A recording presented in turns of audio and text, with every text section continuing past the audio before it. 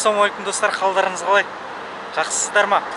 Бүгін кездейсоқ бір көлік кездесіп қалды. Nissan Terrano. Бұл көлік кездесіп қалғаннан кейін шамалы қысқаша көрейік. Алдында Duster түсірдім ғой мен. Dusterден қандай айырмашылық бар? Енді Dusterдің платформасындағы көлік қой, сондықтан да көрейік көлікті. Әлі күнге тек мені ойлай, басқа жандарға көңілім толмай, табылмадым ба сені дұрыс қолдайды, сенің еркелігіңе мүлде тоймайды, саған түнде смс жолдайды, түнгі қаланы аралап тыңдай, әндерді болсын, алдына болсын, тұрғаныңда үш жақтан түсін. Достар, көлік 2018 жылға алғанына бір 5-6 ай уақыт болды. Салоннан алып. Тура Dusterдің платформасы бұл жерде 2 литр. Қозғалтқыш көлемі толық жетек механикада. Маған бір ұнағаны, бұл көліктердің ең бір минусы Dusterдің да осы Dusterдің платформасындағы мына крылан осы маңайлары көбіне бояулар тез ұшып кетеді. Сондықтан да мынаған подкрыльник салдыртыпты қосымша. Бұл өте жақсы. Краскасы тез ұшып кететін жер Duster'лардікі. Сосын мына жердің краскасы көп ұшады, мына байқап отырсаңыздар. Кез келген Duster'ді қараңыз, осы Terranoны қараңыз, осы кузовтағыларды. Көп осы жерден ауру. Мына осы жерге дейін краскалар тез-тез ұшып кетеді. Осы жерге дейін. Атында да міне подкрыльник салынған екен, қосымша. Тағы бұл жерде толық комплектация емес. Сондықтан да бұл жерде парктроник жоқ. Көріп тұрғандарыңыздай. Парктроник жоқ. Хозяин бір жақсы адам екен. Алғаннан кейін сразу көлік соғып тастапты. Қарап отырсаңыздар. Жаңа мойкадан шықты көлік. Көріп тұрғандарыңыздай міне соққан әдемі. Өзі қайда соққан білмейді, нақты. Сондықтан да осында істеп қойған. Осыны көрсеттік, бүгін бағасын ең арзан баға қарағандыда жақсы істейді деген. Мына жер қарап отырсаңыздар, мына жер майысқан. Көріне ме, көрінбей ме сіздерге міне. Артқы қанаты майысқан және есік майысқан. Есіктің мына жері майысқан. Ручкасы жарылып кеткен, көріп тұрсаңыздар. Негізі пайкілегеннен гөр жаңа сатып ала салған жақсы. Одан кейін мына жерді қарап отырсақ, мына жерінде майыстырып жүрген, краскасы кеткен міне. Бәрібір бояу керек. Сосын шамалы итеріп жүрген. Ішке қарай итеріп кеткен. Бұны да шығару керек. Барлық жұмысын бізге бірінші сервисқа бардық. Жақсы сервисқа өзім көңілімнен шығып жүрген. 70 мың теңге сұрады. Одан кейін неге тағы бір сервисқа бардық. 70 мың теңге жай бояушы жұмысына сұрады. Үшінші сервисқа барғанда 90 мың сұрады барлығы. Я достар, барлық минусын айтып жатыр. Duster'де ең жек көретін жер мен айтқан болатынмын. Мына багажнигі. Сол ауру Nissan'да да қалдырыпты. Қарашы. Мына немнесін аяған пластмасты қарашы. Мына толық жапса болады ғой. Зато Duster'дің бір айырмашылығы мынау. Қарап отырсаңыздар. Пластмасты шамалы нетіпті. Неге? Артқы стоптарға, соларға шамдарын ауыстыруға. Мына жерін толық жаппаған, және де толық жаппағаннан кейін бұл жерде не болады? Көбіне сырылып болады, және де әртүрлі шаң заттар тиген кезде сол бояулар сіңіп қалып қояды. Ең минусы. Осы неге дұрыстамайды екен.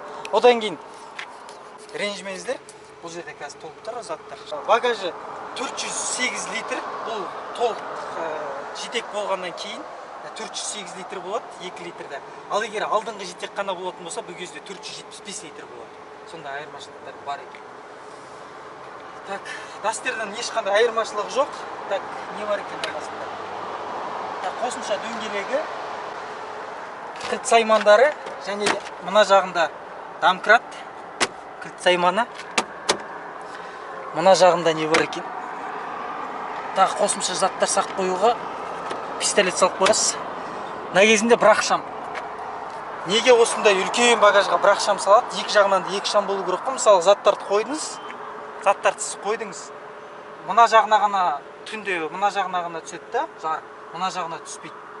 Минус. Содан кейін мына жерде тоже жаман. Duster'де көріп отырғандарыңыздай. Көлік жана қарап отырсаңыздар, осы жер көбіне сырылып қалады. Осы жерлері сырылады. Көп көліктерді осы жері пластмаспен қапталады ғой сырты, а бұл жерде жылтыр темір. Достар, капотын ашып қозғалтқышты көрейік. Қандай қозғалтқыш? Duster'ден айырмашылық бар ма, жоқ па соны?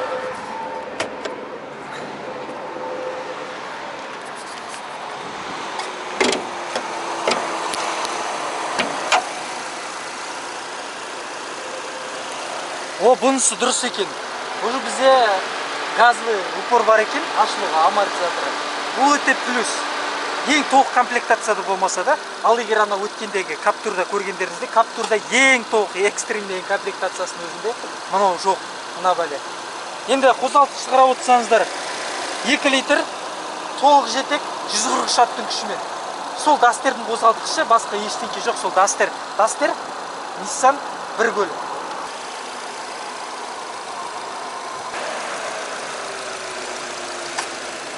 Көргендеріңізде ешқандай айырмашылық жоқ.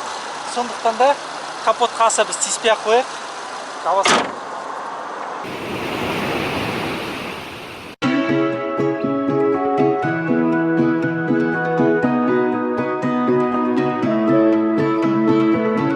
Мен не десем де әуен келісем, дауысым ілісі тегер мені тербесе. Мейлі орысша қазақша, мейлі ағылшынша, мен жай ғана әуенмен тілдесем. Брат, бұл музыкада тіл жоқ. Достар, артын көрейік, артына отырып. Енді ешқандай Дастерден қатты бір айырмашылық жоқ.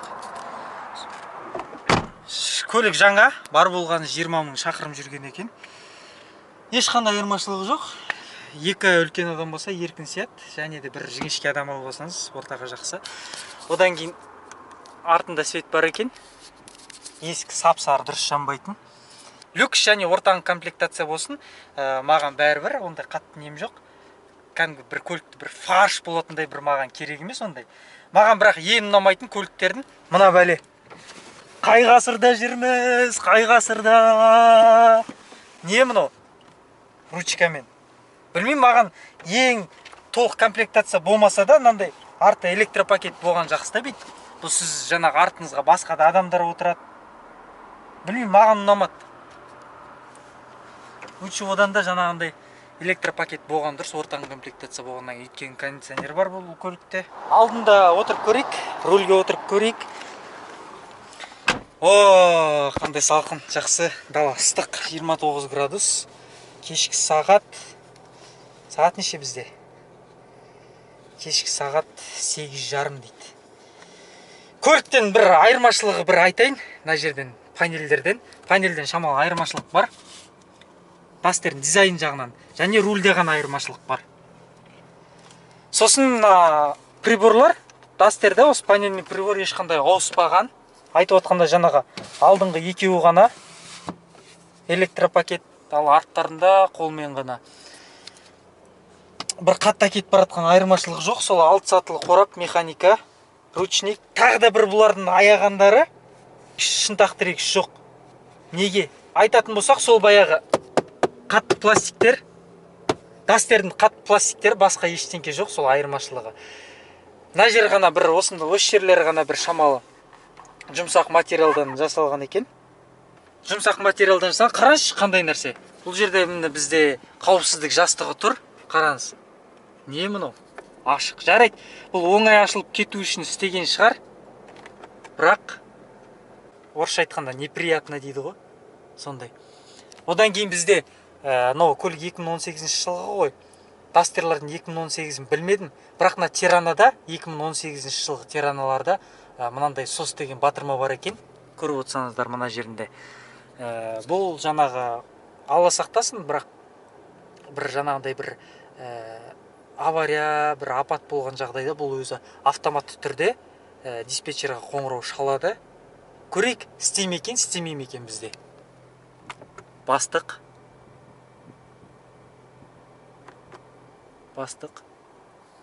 Ешкімге қоңырау шалмай жатыр. Бәлкім магнитофонды қосармыз. Бастық. О, қоңырау кетті. Бізге не деп жауап береді екен? Тыңдайық. Дыбысы мына жерден шығып жатыр. Сіз авариялар мен апаттар кезінде жедел қоңыраулар жүйесіне хабарласып тұрсыз. Оператордың жауабын күтіңіз. Здравствуйте, вы позвонили в Здравствуйте. Система экстренных вызовов при авариях и катастрофах. Пожалуйста, дождитесь ответа. Маналар 2 сағат сөйлеп тұрғанда өлетін адам өліп қалады ғой уже. Жақсы.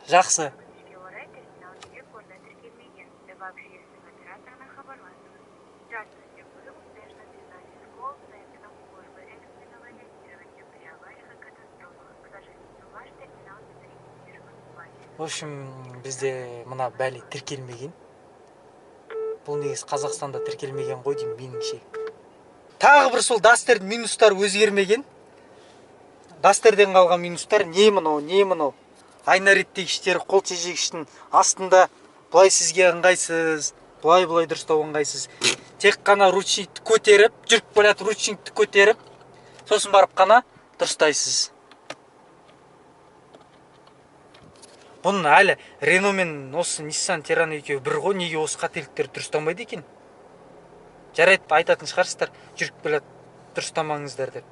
Ол да дұрыс шығар, бірақ енді ручникті тұрған өзінде ручник көтермесеңіз, сіздің қолыңыз жетпейді, саусақтарыңыз былай. Мына жаққа мына жетпейді, былай да былай. Тек қана көтеріп қана істейсіз. Және де бізде бұл ортаң комплектация, сондықтан да бізге сенсорлы экран жоқ.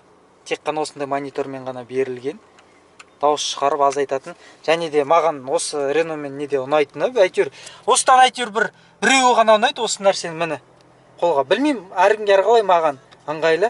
Қоңырауды көтеріп, дыбысты басқарып өте қолайлы. Сондықтан да маған ұнайды. Одан кейін бізде эко режим бар. Осыны бассаңыз, мына жерде эко деген жанады. Бассаңыз сөнеді. Одан кейін антизанос дейді. Антизанос қосылды. Ол мына жерде. Өшіріп қоямыз. Енді бәрі жасалып жатыр ғой, дұрыс. Мына жерде әдемі көрінеді. Мына жер екі шеті домалақ қып жасалған екен. Жүйелі үрлегіштердің. Неге екеуінде домалақ немесе барлығын неге осындай қып шығармады екен? Маған ұнаған жоқ. Не осындай болу керек? Не анандай болу керек? Екеуін біреу. Енді әркімге әрқалай ғой. Сосын маған Nissan рулі ұнаған жоқ. Неге десеңіздер, өте қалын рулі. Өте қалын ұстағанда да шамалы. Ал Дастердікін көретін болсақ, Дастердік шамалы руль жіңішкерек. Егер кім Дастерді айдап жүрген болса, сол біледі. Ал Ниссандікі қалындау екен. Егер мына үстінен чехол кигізетін болсаңыз, онда мүлдем қалың болып кетеді. Одан да оплетка бар ғой тігетін. Сонымен тіге салуға болады. Одан бізде круиз контроль. Круиз контроль бар екен. Кондиционер. Енді барлығы Дастердікіндей, және міне алдыңғы жетек, толық жетекті қосатын және блокировкалары. Енді бізде автоматты түрде тұр. Қазір біз неге қосамыз? Алдыңғы жетекке 2 деген жанды автоматқа қоямыз. Және де толық жетекті қостық. Толық жетекті сөндіреміз. Автомат. Және де автоматқа қоя саламыз. Өйткені көліктің несі бірыңғай авторежиммен жүреді екен, жаз болса да. Негізі алдыңғы жетек жетеді. Тағы да бір минусы, бактың крышкасы өте үлкен. Дәу жасақ қойған ғой. Оны шамалы кішіретуге болатын. Сондай минустары бар. Әрине бізге көлікті көбінесе мен ұната қоймайтын бұндай көліктерді. Халыққа арнап шығарғаннан кейін, орысша айтқанда, достойный шығару керек та халыққа. Анау емес сізге. Мынаны істеді ма? Осыны. Бұл до конца істеу керек. Бұл не үшін тұр? Істемейтін болса лақтырып тастау керек оны. Керегіне. Және де мына жерде тағы бір қосымша қалташалар бар екен. Заттар салып қоюға. Мына жақта тағы да қалтасы бар екен, бар датчогында. Дастер екеуі бір көлік. Былайша айтқанда енді қазір жүріп аспасын көрейік. Дастерден жұмсақ па, қатты ма, көрейік онда.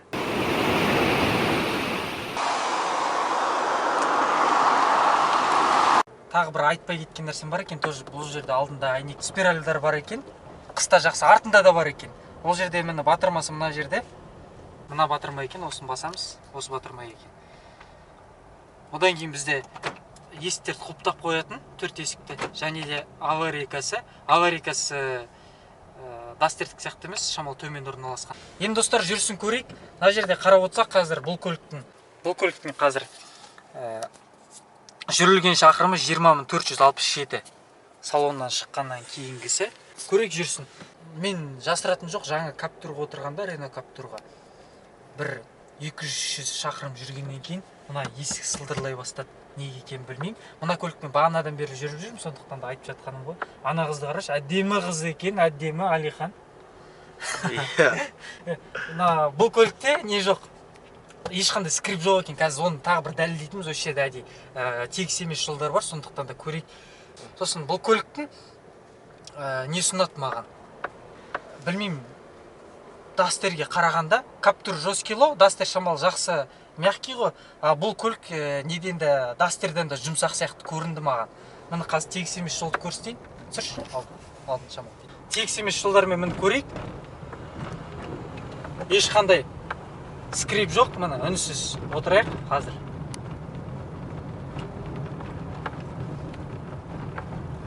Қазір бұрылып алам, қайттан көретін боламыз. Ешқандай несі жоқ, скрип жоқ екен, сонысы ұнады. Әйтеуір көлік жаңа ғой, көрейік. Жаман жолға салайын тағы бір. Әдейлеп тұрып, көліктің иесін шегейіп отырған секілді. Көріп тұрғандарыңыздай міне ең жаман жолдарға салдық. Алихан бауырым ренжіме. Бұл тест-драйв, кейін бір менің де машинамды осылай зорларсын. Көлік шыны керек Дастерден жұмсақ секілді көрінді маған. Негіз көп тест-драйвтарда көрдім мен. Дастермен жүрмін ғой өзім. Теранан бірінші рет мініп тұрмын мен. Және де кездейсоқ алып қалдық бұл көлікті. Шыны керек Дастерден мягкий ма деп қалдым. Әлде мүмкін көлік жаңа болып тұрғасын шығар. Ютубта көпті салыстырғанда осы Nissan Terana мен Дастерді салыстырған кезде көбіне Дастер жұмсақ болады екен Теранаға қарағанда. Терана шамалы қатты болады дейді. Ал мен бірақ енді бүгін өзім тізгіндеп отырғаннан кейін маған негізі Терана жұмсақ секілді көрінді. Өйткені 16 профиль 75, 65 да? 16-65, 205 па, 15 па? 215. 215, 65, 16-шы көлемді диск баллонмен профиль. Дастерде де, айдап жүрген Дастерде де сол. Бірақ негізі меніңше Дастерге қарағанда жұмсақ па деп қалдым. Достар, қаланың ішінде көрейік көлікті. Өзін қалай басқарады екен. Маған бұл көліктердің механикасының бір жаман жері, бірінші скорос бар ғой міне. Осы бірінші скоростың пониженный дейміз ғой, сол секілді мүлдем бірмен тартпайды. Екімен қозғалсаңыз кейде сцеплениені шамалы резко жіберіп қалсаңыз көлік тез сөніп қалады. Сондықтан да көбіне бірмен қозғалады. Бірақ бірі өте андай бір көлікті буксир жасаймыз ғой, сол кезде бір көлікті тартқан кезде, немесе бір прицеп тартқан кезде қосымша. Сол кезге арналған секілді мынаның бірі. Бұл көліктің бағасы қанша? Қазір бұл көліктің бастамасы бағасы қанша? 7300. Жоқ, бастамасы ең алдыңғы жетекпен 6300. ең сорлысы 6300. 6.300.000 теңгеден басталады екен. Ал ең толық комплектациясы қанша? 7 миллион бірден. 8 миллионға таяу болады ғой ең толық комплектациясы. Толық жетекпен. Былайша айтқанда мына Ниваның жаңа түрі ғой. Көріп отырсаңыздар. Сәл-пәл. Бірақ Ниваға қарағанда жақсы ғой, әрине, комфорт жағынан бәрінен де. Каптурда руль өте жеңіл. Ал Дастерде руль ауыр. Nissan Terana'da сол ауыр екен. Біз ойлағанбыз басында сол Дастердің руль неге ауыр деп. Жаңа көлік болған ол кездің өзінде. Оказывается, біз соның причинасын сұраған кезде бүкіл Дастер сондай екен. Ниссанда да сол қалыпты, руль ауыр. Достар, осындай кездейсоқ тест-драйвымыз аяқталды.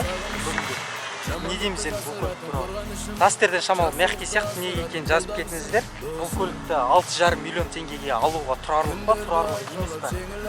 Міндетті түрде комментке жазып, және каналға жазыламыз, достар. Лайк, дизлайк, бәрібір кез келген комментарий қалдырамыз. Бізбен бірге болыңыздар. Келесі кездескенше. Давай, братуха. Жалғыздықта қалдырмайтын жан сүрігім, оңайғанда тауып берер әр себебін. Сырласуға маған тек сен керек досым.